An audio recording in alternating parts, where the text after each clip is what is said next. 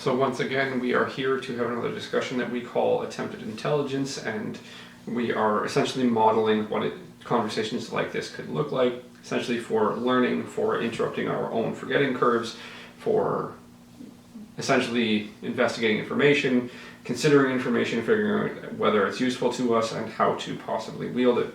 So essentially what I wanted to make the central concept of this conversation is the other half of the sentence, or the other thing that is often not said. Now, one of the reasons that I wanted to start here, or not necessarily start here, but have this conversation, comes from a fairly formative experience for myself as a kid. Right? My dad would say this in a lot of different ways, but one of his central concepts for me was always, no matter what you choose to do, always be willing to deal with the normal outcomes. Okay. Right? So whether they be good, whether they be bad. So if you choose to do something and there could be an awesome outcome and a horrible outcome, if you're not willing to deal with either end of it, don't do it. Okay. The way that he would say it to me was, if you've ever been punched in the face, and I mean clean and square, and you don't like it, fighting's not for you. And he didn't necessarily mean that somebody punched you in the face and you said, oh, please more. Right. It was, if you get punched in the face and the thing that you want to do immediately is leave, don't fight. Don't run your mouth, because this is normal. Right. When any form of altercation happens, be it verbal, be it emotional, be it physical, both people are definitely going to be harmed. Right? A winner of a fight, so let's just say a fight lasts 10 minutes, you and I are in a fight, and for 9 minutes and 59 seconds, you're wailing on me, and somehow I weather all of that, and I punch you once, and I knock you clean out. Who got it worse? Well, I feel like it was you. 100%. I got wailed on for 9 minutes and 59 seconds. I hit you once and you went out. So I won the fight, Right. but I got hurt. Right. You got hurt, much less so. So the idea here is to just make sure that I'm making my point, or at least trying to make my point, while also leading into the concept of the part of the other half of the sentence that isn't often said. Okay? To maybe take it another direction, and as a possibly as a somewhat lighthearted thing, or maybe a rough kind of gear grinding type of thing. You know, do you remember the Chuck Norris facts? Some of them. So early on, it's probably around 2007, 2008, there was this big deal where all over the internet, people were stating facts about Chuck Norris. Right. Now what they did was they added Mr. T and Vin Diesel as the mighty triumvirate. Okay. Right, so there were Vin Diesel facts and Mr. T facts. One of the Vin Diesel ones that I liked a lot was Vin Diesel once got in a pissing contest with a man outside of a bar. That man drowned. So, have you ever heard me say, because you'll have people talking back and forth, and they may be in some form of disagreement, or they may just be in some lighthearted kind of banter, and it starts to look like a pissing contest as a metaphor. Right. Right. Have you seen me or heard me when that stuff starts to happen? I do, but I don't remember. Okay, so essentially what I say is, you know what happens in a pissing contest? 2 people get urinated on.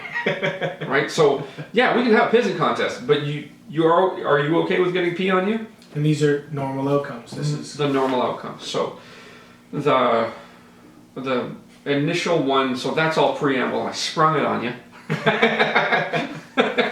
But the normal, or the first concept that I wanted to discuss, that I sent to you, just for possible thoughts, possible time to ruminate, was the idea of freedom of speech. So there are many countries and many jurisdictions in which your freedom to speak whatever's on your mind is protected. okay. You are legally allowed to state whatever you want to state. Okay, so I sent that to you. Do you have any thoughts on that as far as what that means to you, or what the other half of the sentence might be? I just forgotten half, or little spoken half. forgotten half. Just looking at normal outcomes. Mm-hmm. When I have the freedom of speech, I just look at it as so does the other person. So does everyone else around me. Sure. So if I speak up and share my thoughts, my opinions, my perspective, Mm-hmm. they have the freedom to share their thoughts, their Mm-hmm. perspective, and their opinions. Mm-hmm. And it might suck, I might not like it. Sure.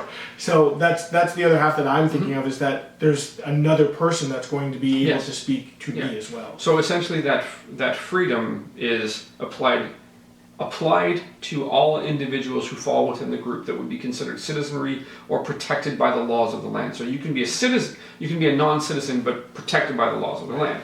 So the way that I would put it is that freedom, I have freedom of speech. My freedom of speech is protected. The other half of the sentence is, that does not protect me from the normal outcomes of my speech. Right. So I am protected to be free to speak. I am not protected from the outcomes. Okay. In Canada, at least, and I believe in some other places, there is such a thing, or such a designation as hate speech. So I am free to speak whatever is on my mind. However, if I do it in a way that qualifies as hate speech, I am subject to the law that would govern hate speech. Right? I am not protected from the outcomes of my speech. So if the outcome of my speech is that you agree with me, I feel no consequence. Right. However, I can define you agreeing with me as a consequence of my speech. Another consequence of my speech, which is absolutely normal, is you being so emotionally impacted that you want to punch me in the face and somehow act on it. That is a normal outcome of things that I say. Right. Fights don't often start with two people walking down the street and just suddenly punching each other. Right. It doesn't mean they don't. But there's often some form of communication that happens prior, right? So again, you have the freedom. Your freedom of speech is protected. Your freedom from the outcomes is not. Right. Okay. So another way to state it, another formulation of it is, I have freedom of speech, but I'm also responsible for that freedom. So you were talking about hate speech, and I guess it would just be one of those things where someone would always hope that they're sharing their opinion and they're sharing their thoughts, but they're hoping that it's not hateful. They're hoping that everyone agrees with them. They're hoping that when they speak, if they're saying something towards another group of people or to another individual that could be perceived as negative, they're saying it almost as if it should be accepted as true. So I think the way that you're stating that maybe doesn't point to the concept that you're really trying to relay. Fair enough. Right? So I think, now please correct me if I'm wrong, but what you're saying is, if I make a comment towards a group that I would not be considered a part of, that my comment will, are you saying that I would hope that my comment will not be taken as hateful, or because I'm free to speak that it can't be taken as hateful? The first one. Okay, so I don't know if I don't think that something that I'm saying that could be considered negative to, or they could be about a group that I am not considered part of. If I'm saying it, I don't believe that I would be of the opinion that I would think it was bad. Yeah. Otherwise, why would I say it? Right. Unless I was purposely trying to rile somebody up. Right. What I would say is that the more common formulation of what you might be talking about, again, the other half of the concept, is that because I believe that I'm free to speak, but I forget that I am not protected from the outcomes, right, I will say whatever I want about a group that I am not considered a part of, and then I will say I am free to speak. Right. And then people who agree with me say, yeah, you're free to speak, and then people who don't agree with me, yeah, but you can't speak like that. Right. Now, what I would say again is that the freedom of speech is applied equally to all individuals who are protected by the laws of the land, or who would be subject to the laws of the land. Right. Somebody who's a non-citizen would be subject to the laws of the land when they're on the land. Right. Or in the area, whatever, right? The land as in the location as defined by the law. Correct. So the idea being that if I say something that is deemed as hate speech, I'm subject to the law as it would be applied to Right. that. I can make all kinds of arguments and maybe lessen my punishment, but that's the deal. Now, if a group decides that there is a concept that cannot be talked about, right? Does that fly in the face of freedom of speech? If the group decides, so like... If a group. So let's say okay. in a given situation, there's 5 groups. 4 groups are fine with the concept, 1 group is not. one group then tries to say, you are not allowed to say this. We are going to police your ability to say this. Are they free to say that under the laws that exist right now? Are they free to say that they don't want that to be said? Yes. Yes. Okay. Now, based on the previous agreement, does that fly in the face of the previous agreement? The previous agreement being your freedom of speech is protected. Your freedom of speech is protected. Is protected. Yeah. Yeah. So everybody. You can speak. You can say whatever you like. Now, if they win the victory and we're no longer allowed to talk, let's just say there's a group of those 5 groups, one group, right, says you're not allowed to talk about sheep. Okay. Sheep hurt our feelings. Okay. If you talk about sheep, we're going to have problems. Right. Okay. If they win that fight, what's happened to freedom of speech? Is speech free at any point? Well, if they win, or who is speech free for? That group. Right. So this becomes the problem. Right. So number one, the concept of freedom of speech must be understood as the freedom to speak is protected. The freedom from outcomes never has been. Never has been. Right. There may be value in talking about that side. Now, my father being from America, there is this concept that many people in the world really like to rail on Americans about, the idea of the Second Amendment or the right to bear arms. Right. Okay. There are some Americans that seem to take that overboard, and I have the right to carry a gun. Right? Okay, you do have the right. What's the other half of the concept?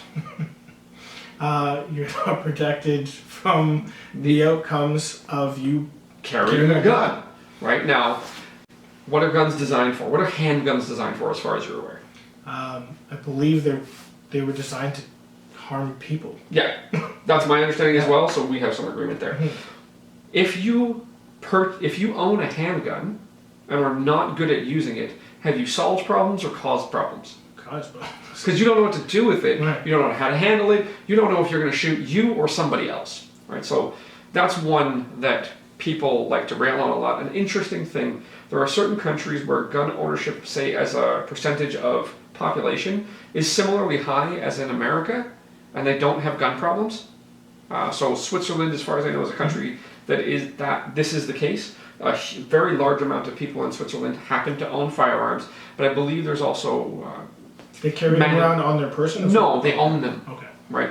But I believe there's also mandatory military service in Switzerland, so everybody knows how... Well, essentially, if you're a Swiss citizen, you probably know how to handle a gun responsibly, unless somehow you were somebody who wasn't required to be in the military. Right. Right? So if you look at a population with high gun ownership, and that is responsible for owning the gun and understands the outcomes of owning a gun, you don't see many problems. Whereas you see it blanketly applied and people forget the other half of the concept, that you are not free from the outcomes of owning a gun, which could be death, injury, right, and anything along any kind of spectrum. It could just be that people try to steal your gun. I was going to say, socially too, it's just one of those things where if you're one of the few people that own a gun in your area and someone sees you with a gun, then they may treat or look at you differently because you have that gun. Normal outcome though. Right. If you're willing to accept that, sure, no problem, right? This goes to what I think is an identifiable thing for me, where if I see somebody take a position and they don't understand the underlying assumptions of that position, or another way to say underlying assumptions is all of the things that have to be true before your position is useful or correct, right? That it seems to set me off.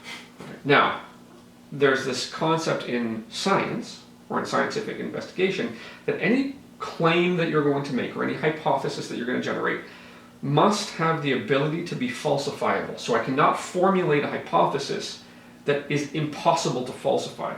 So if I make a hypothesis or I make a claim, there has to be some mechanism whereby that can be proven wrong. Okay? So if I say that a concept must be falsifiable for it to even be considered in the realm of science, right? And then I say it another way is, if a concept or claim or hypothesis is not falsifiable, there's no way that I can prove this thing wrong, what else can't I do? You can't say that it's true. There's no way to prove it right. There's not going to prove it right, but you're almost manufacturing truth. You can just... Yeah, because you can switch the position anytime. So if you make a claim that nobody can prove wrong.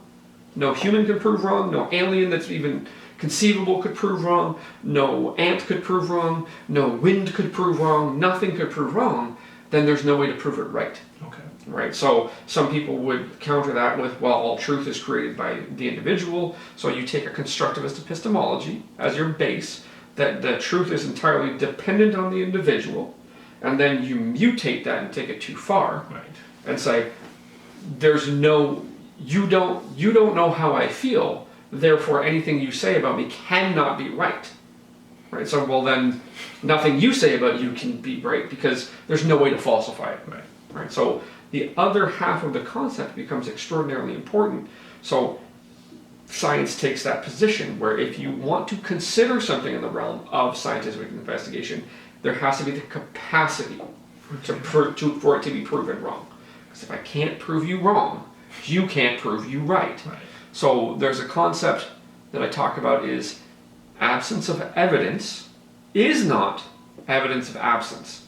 So now here's the problem with that, because that's something that can be mutated again. So just because you can't prove me wrong and I can't prove me right doesn't mean I'm wrong. It's like, okay. But the other half is it also doesn't mean that You're right. Yeah. Right. So the deal is that there are some phenomenon that we seem to have attempted to predict scientifically that we cannot find evidence to prove as it stands. So if you want to take the position to try to protect your current thoughts and maybe project them out to the future where maybe somebody will figure it out. So it's like, no. If they freeze me in 30 years, they can unfreeze me and solve this health problem. Right? It's like, well, you're really counting on a lot. So the idea is that I say I'm palpating an abdomen and the liver's in spasm. Right? And it's like, well, how can you prove it? Well, I can palpate it, can't you?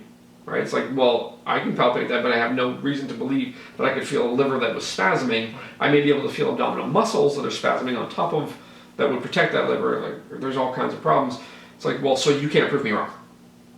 Right? It's like and because you can't prove me wrong, I must be right. Well, now you can't. It's hard to say that. It doesn't mean that you must be right. It's like, at least you can't prove me wrong. Right. Right. When you can prove me wrong, Yeah. the burden, you're criticizing me, so the burden of evidence is on you. There's so many challenges with vetting an argument or vetting a concept that if you don't know what you're doing, you can be tricked really easily. Right? Or you can be thrown off to the point where somebody's done these mental gymnastics, and if you don't know what you're looking at, you can't catch the step where they're wrong. Right. There's a concept called a Kafka Trap. Have I talked to you about Kafka traps? So a Kafka Trap, my understanding is essentially, I'm going to accuse you of something, and no matter what you say, or how you respond, or how you don't respond, is evidence that you are that thing. Mark, you hate rabbits. No, I don't. That's what a rabbit hater would say. Okay. Right? So that's another kind of trick. And maybe not a trick, because the person who truly believes that you're a rabbit hater will take all things to mean that you're a rabbit hater.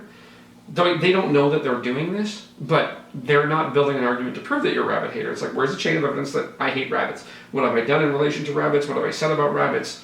Prove it. Yeah. Right? I can't. I just know that you don't. Like, I know that you do hate rabbits, whatever it is. So the Kafka Trap is, no matter what you say is proof of you being what I think you are. Right.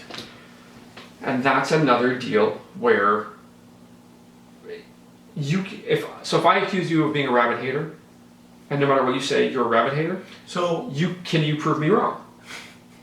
So what if it's one of those things where I go, I have a pet rabbit, and then you would say, Well, you just keep it so that you can torture it and remove love from it. Right? Yeah. But I pet it every day. But you don't like it.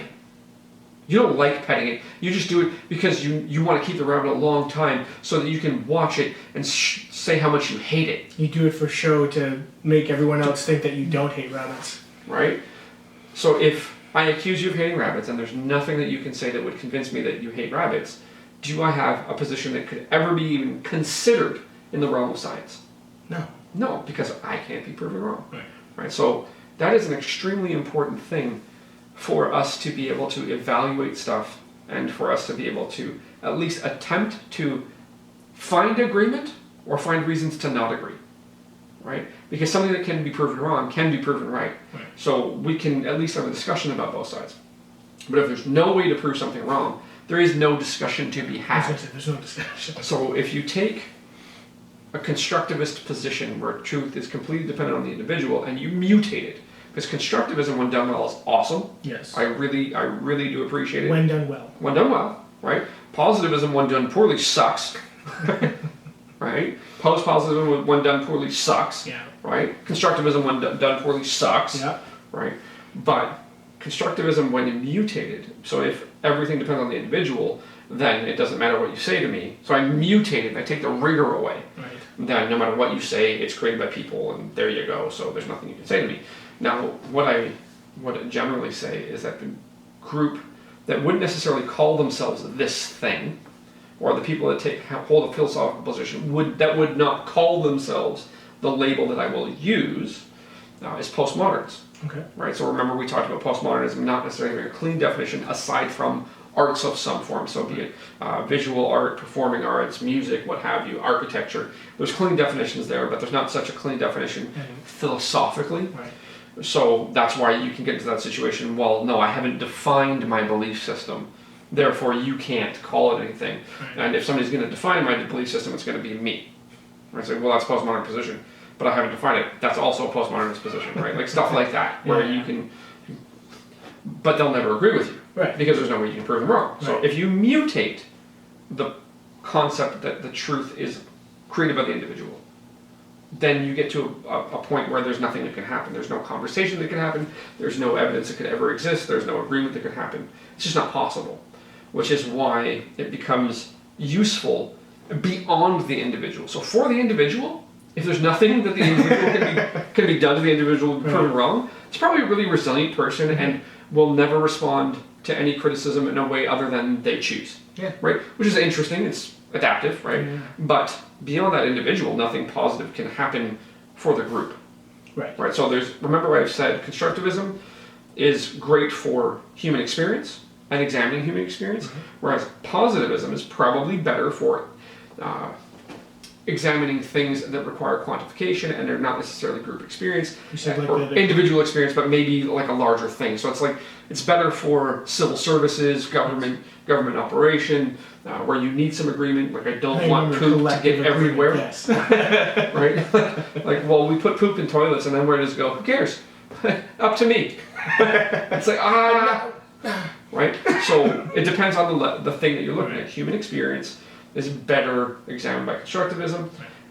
Group realities are probably better examined by positivism. The post-positivists will probably do a good job of unifying those things and coming to something better. Well, maybe not better, coming to something that would bridge some gap. Even though the post-positivist does agree there's one reality that can be found, however, we need to use a mix of methods because all methods are flawed. Right. So it becomes really important or at least to me, I don't know about you, and I don't know about anybody else, but it becomes really important to remember the other side of concepts. So if you're free to speak, I'm free to speak, but neither one of us is protected from the outcomes, right? You're free to carry a gun, but you're not free from the normal outcomes of carrying a gun. Okay, maybe not here, because we live in Canada. Right? My father was from America. I have family in America. I don't live there. In Canada, there are ways that you can own a firearm legally, and you are free to, if you hit all those qualifications, you can own a firearm, but you are never free from the outcomes of owning a firearm, right? Including seizure. It can be taken from you in Canada, right? So things of that nature, right? If I cannot prove you wrong, if there's no way to prove you wrong, you cannot prove you right. But it's adaptive because I can just change my mind when it's not working anymore and say, well, I'm over here now. This is my left hand. It's like, Sam, yeah, that is your left hand. No, this is my left hand. I can just change the definitions.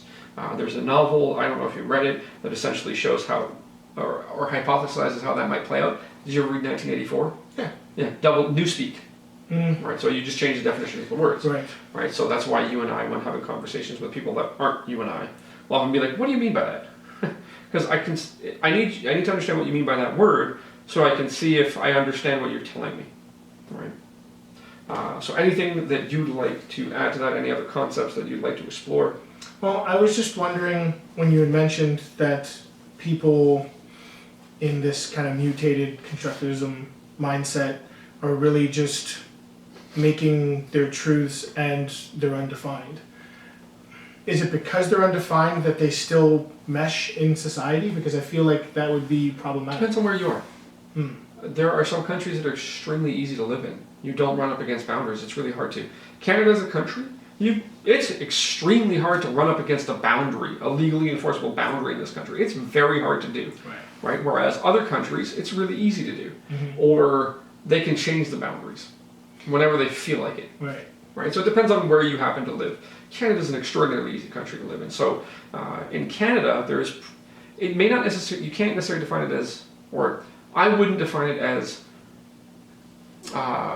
lack of enforcement or maybe how was I thinking about that? Essentially, it's not that, I wouldn't say that it's tolerance for certain types of behavior.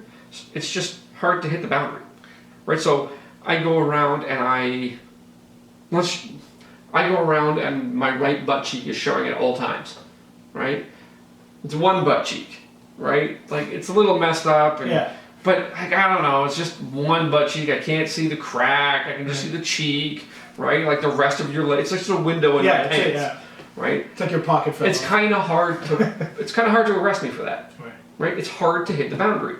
Both of my butt cheeks need to be out, and probably my legs, right? Now I could just be wearing chaps. With no pants, right? Maybe, and you might not arrest me. You might just like, dude, you might be pulling me off the street and give me pants. It depends. Like, maybe you go to a coffee shop and it's like, okay, wait. You go grocery shopping. Okay, wait. Yeah. So it's just hard to hit boundaries here. So just because it's hard to hit boundaries doesn't mean there's tolerance, but ostensibly the official line is there's a lot of leeway in a country like this. You can say whatever you want. The problem is if we stay within the boundaries and get really messed up and never hit the boundaries, nothing stops it. Fair enough. Right? And then we can start to shift the boundaries. There's there's strategies to do that. So did that kind of get to what you were thinking? More or less. You're saying that, the boundaries are wider or harder to reach, and that makes sense why someone can say things more freely and not hit those boundaries, but individually people might have boundaries that are... Yeah, so let's just say it's hard to hit the boundaries of the Canadian system that would bring enforcement to you as an individual. However, within Canada, because of the differences of opinions of individuals who are free to speak, if you speak your piece, they will speak their piece. So the consequence that you would suffer would be more interpersonal and social. Right? Does that... Yeah, no, I get that. Yeah. Anything else? No, that was it. Okay, so hopefully talking about the other side of concepts or some concepts that we've demonstrated here, the other side not being talked about all that much, has maybe helped you understand. When you take a position, I tend to have an appreciation for being willing to deal with the normal range of outcomes. If I'm not willing to deal with the normal range of outcomes, I should reconsider behaving in a way that would bring those outcomes into my world. Fair enough? Yeah. Fair enough. Well, hopefully that helped somebody other than you and I, and if it didn't help anybody other than you and I, well, high five.